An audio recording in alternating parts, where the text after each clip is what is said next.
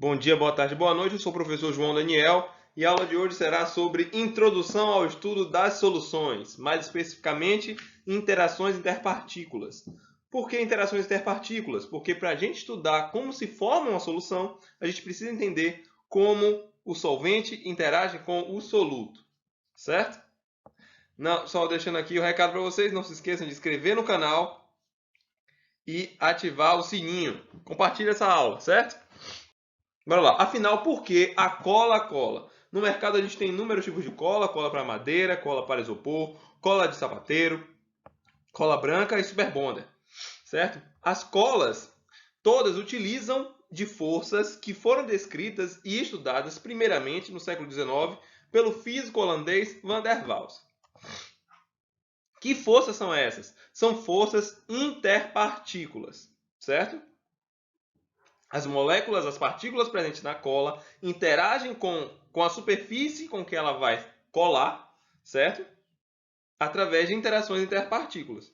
Os diferentes tipos de cola estão relacionados aos tipos de interações possíveis entre a cola e a superfície. Ah, professor, então você quer dizer que a cola de isopor não vai colar a madeira? Vai colar sim, mas não é tão eficiente quanto a cola de madeira, por exemplo. Então, quais são os tipos de interações interpartículas que a gente tem?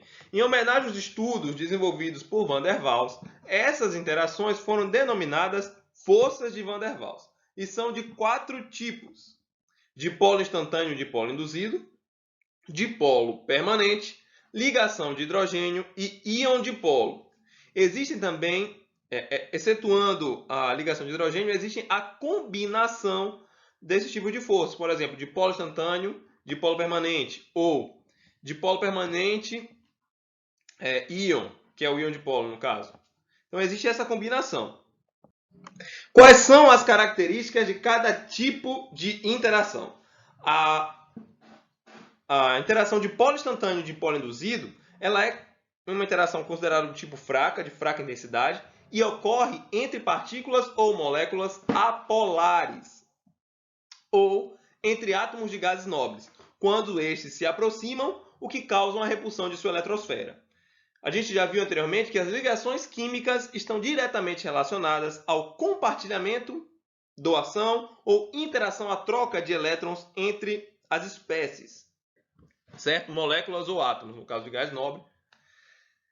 Então, o que acontece? Esses elétrons eles não estão parados na eletrosfera, eles estão em constante movimento. Pode ocorrer, eu gosto de dar sempre esse exemplo, se a gente tirar uma foto de uma molécula em um determinado momento, pode ocorrer dos elétrons estarem mais localizados em uma região do que em outra, criando assim um dipolo instantâneo, certo? Esse dipolo criado instantaneamente induz outras moléculas a criarem um dipolo também, certo? Como é que eu posso dizer?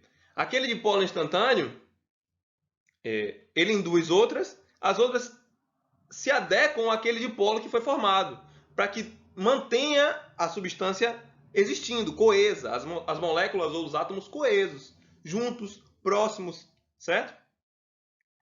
Aqui tem uma imagem mostrando para vocês a interação de polo instantâneo e de polo induzido entre moléculas de iodo, I2, certo? Como é que isso ocorre?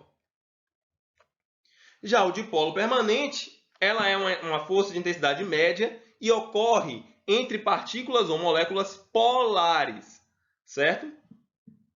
Então, para que haja o dipolo permanente, a molécula tem que ser polar.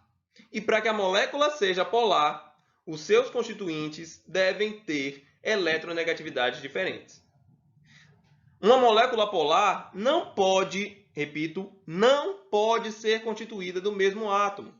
Por exemplo, a molécula de H2, ela não é polar, então ela nunca vai estabelecer interações interpartículas do tipo dipolo permanente, porque não há a formação do dipolo ali.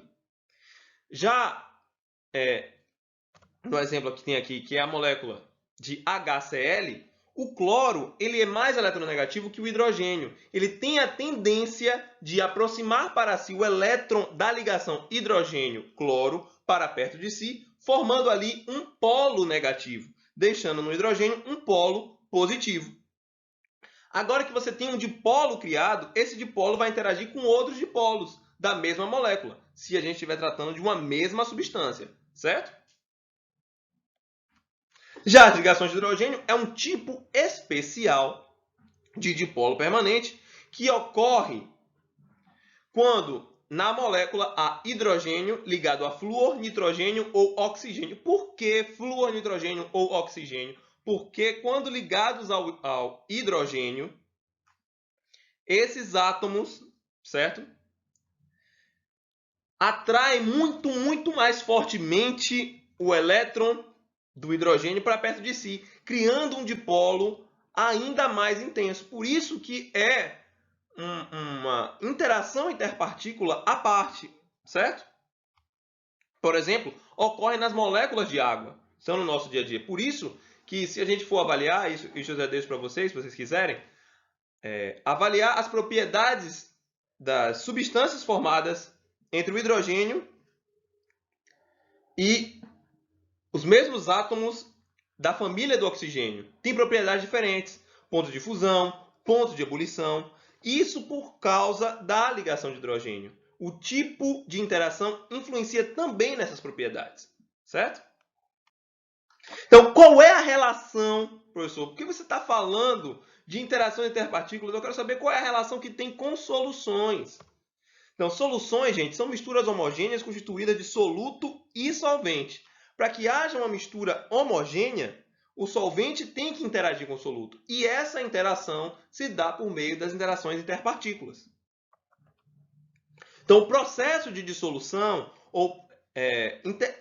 que é a interação entre soluto e solvente, são regidas pelas interações interpartículas. Aqui eu trago o exemplo da dissolução de um soluto de cor azul em um solvente, que no caso é a água, gerando uma solução. Esse soluto ele tem que apresentar uma afinidade com o solvente, para que haja a dissolução. E essa afinidade ela é regida pela interação interpartícula. Certo? Então, na nossa próxima aula, a gente vai ver um pouco mais sobre a formação, processo de formação de soluções, certo? E quais são, o que está envolvido na produção de uma solução, certo? Quais são as características de uma solução? Então, aqui na descrição desse vídeo, vocês terão alguns links para vocês clicarem, caso queiram ler mais um pouco sobre soluções e interações interpartículas. E até a próxima. Não se esqueça de se inscrever no canal, dar aquele joinha e compartilhar essa aula, certo?